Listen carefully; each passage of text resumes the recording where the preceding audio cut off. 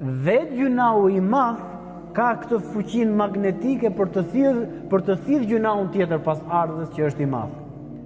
Thë ndryshe, po u more me alkol, po piva alkol, alkoli do të sjellë zëngën, zënga do të sjellë vrasjen, droga po ashtu, bixhozi po ashtu, se njeriu po filloi të futet në atë lloj atmosfere të gjunave të mëdha, shkatron veten e tij, shkatron familjen e tij, shkatron jetën e tij, shkatron dhe ahiretin e tij.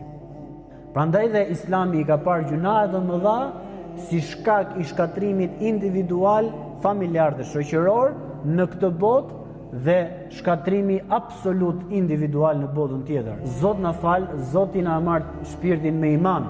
Po e kupton çfarë do të thotë të vdesesh me gjuna të madh dhe mos meritosh faljen e Allahut të jesh përjetësisht në zjarrin e xhenemit?